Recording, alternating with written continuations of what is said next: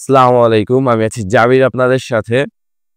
আজকে যেই টপিকটা নিয়ে কথা বলবো সেটা হচ্ছে বার্সেলোনা এবং ইন্টার মিলানের সেমিফাইনালের লেগ 2 ম্যাচকে নিয়ে। আপনারা সবাই জানেন যে ফার্স্ট লেগে কি ঘটেছিল। ৩-৩ গোলে ড্র করছিল বার্সেলোনা এবং ইন্টার মিলান। বাট সেকেন্ড লেগে এসে আবারও যে সেটার একটা প্রতিচ্ছবি, প্রতিফলন আমরা দেখতে পাবো এটা হয়তোবা কেউ আশা করতে পারি নাই। আমি চাইলে সবার মতো আবেগী হয়ে কথা বলতে পারতাম, ২-৪টা লাইন বলতে পারতাম। বাট আমি চাচ্ছি যে এর ইন্টারনাল আজকের ম্যাচটার ইন্টারনাল বিষয়গুলো নিয়ে কথা বলার জন্য এবং এনালাইসিস করে এদের ট্যাকটিক্সটার সম্বন্ধে কিছু বলতে চাচ্ছি আজকে। তো সেটা হচ্ছে আপনারা সবাই জানেন যে ইন্টার মিলানের কোচ আপনার তিনি কিন্তু লং বলে সাধারণত খেলিয়ে থাকেন তার প্লেয়ারদেরকে, এবং হানসি ফ্লিক কিন্তু হাইলাইন ডিফেন্সিভ খেলে থাকেন অল টাইম বলতে এই বার্সেলোনায় আসার পর থেকে বার্সেলোনাকে কিন্তু তিনি প্রায় প্রতিটা ম্যাচেই তার হাইলাইন ডিফেন্ডিং এর মাধ্যমে তিনি খেলিয়েছেন, সেই ট্যাকটিসে তিনি খেলিয়েছেন। এই ট্যাকটিসটা এমনই একটা ট্যাকটিস যেই ট্যাকটিসে ভাই আপনাকে গোল কনসিড করতেই হবে, কিচ্ছু করার নাই। যে এই ট্যাকটিস যদি আপনি খাটিয়ে থাকেন তাহলে আপনাকে গোল কনসিড করতেই হবে, বাট আপনি গোলও কিন্তু করতে পারবেন। আপনি ম্যাচ শেষে 90 মিনিট শেষে কিন্তু আপনার জয়ের মুখটা দেখার সম্ভাবনা আপনার সব থেকে বেশি, যার ফল কিন্তু বার্সেলোনা পেয়েছে বহুবারই, প্রত্যেকটা ম্যাচেই পেয়েছে প্রায়। বিশেষ করে এল ক্লাসিকোতে কিন্তু বেশি পেয়েছে, বড় বড় যে ম্যাচগুলোতে কিন্তু তারা এই সফলতাটা ভালোভাবে পেয়েছে। গতকালকে মানে আজকে রাত 1টার সময় ভোর ইন্টার মিলানের সাথে যখন খেলা হচ্ছিল সেম টু সেম, তাদের সেই হাইলাইন ডিফেন্ডিং এর যে তাদের ট্যাকটিসটা হানসি ফ্লিকের, সেই ট্যাকটিসটা তিনি খেলিয়েছেন বার্সেলোনাকে, যার ফলে প্রথমেই কিন্তু 21 মিনিটে একটা গোল কনসিড করতে হয়েছে বার্সেলোনাকে। দেন এরপরে আবার একটা 45 মিনিটে একটা পেনাল্টি পেয়ে গিয়েছিল ইন্টার মিলান, যার ফলে 45 মিনিটে পেনাল্টিতে গোল করে ইন্টার মিলান 2-0 গোলে কিন্তু লিড নেয়। এখন ভাই সব কথার মধ্যে একটা কথা হচ্ছে, ইন্টার মিলান যদি ওই পেনাল্টিটা পেয়ে থাকে তাহলে আপনার হাফ টাইমের পরে 50 থেকে 55 মিনিটের ভিতরে লামিনে ইয়ামালকে কিন্তু একটা ফাউল করা হয়েছিল ডি বক্সের ভিতর, বাট সেটাকে রেফারি কোনো পেনাল্টি দেয় নাই, যেটা কিন্তু মেইনলি পেনাল্টি ছিল।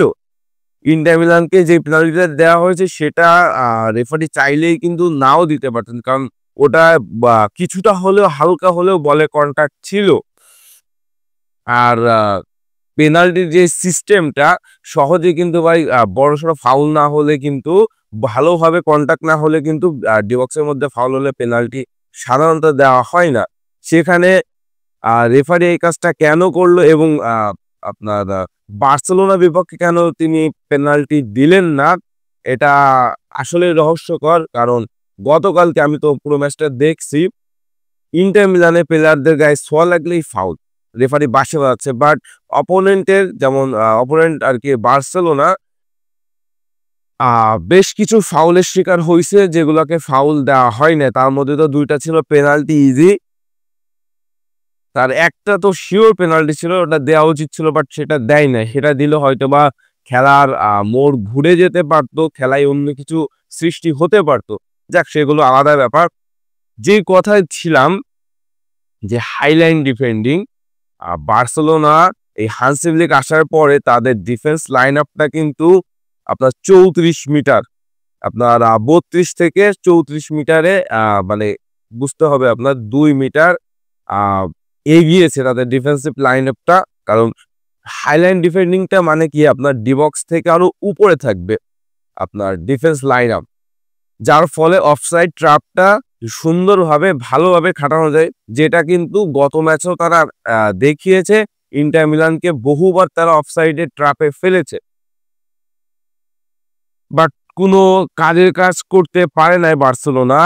কিন্তু বার্সেলোনা সেকেন্ড হাফে লাস্টে খুব সুন্দর দারুণ অ্যাটাক দিয়েছে, একটা গোল আমরা আশা করতে পারতেছিলাম, বাট গোল কনসিড গোল করতে বার্সেলোনা ব্যর্থ হয়েছে। ইন্টার মিলানের গোলরক্ষক সোমারের কাছে পরাস্ত হতে হয়েছে বার্সেলোনাকে। এখন যদি আমরা ইন্টার মিলানের ট্যাকটিক্সটাই আমরা লক্ষ্য করি, তারা কিন্তু লং বলে খেলে সাধারণত, বাট গতকালকে তাদের লং বলের কিছুই ভাই আমি খেলার মাঠে দেখতে পারি নাই। তারা তাদের কিন্তু ফার্স্ট লেগের ম্যাচেও তাদের 2টা গোলই ছিল সেট পিস থেকে।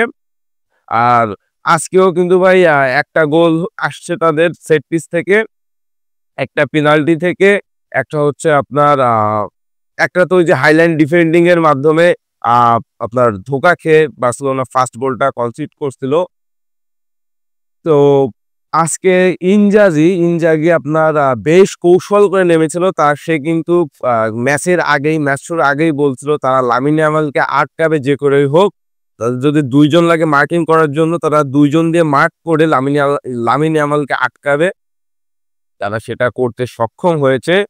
অন্যদিকে লামিন ইয়ামালকে যখন আটকাইছিল ইনজাগি, তাদের 2টা প্লেয়ার দিয়ে মার্ক করা হয়েছিল লামিন ইয়ামালকে, তখন কিন্তু ভাই অন্য সাইডে প্লেয়াররা বেশ আপনার স্পেস পাইছিল, বাট ওই স্পেস গুলা কিন্তু কাজে লাগাইতে পারে নাই। লাস্ট মুহূর্তে এসে কিন্তু আমরা যদি লক্ষ্য করি যে ইনজাগি পুরো ডিফেন্সিভ খেলছে সেকেন্ড হাফে, বিশেষ করে সেকেন্ড হাফে ফুল চারটা তার 4জন ডিফেন্ডার, 4জন মিডফিল্ডার ফুল লাইনে ছিল।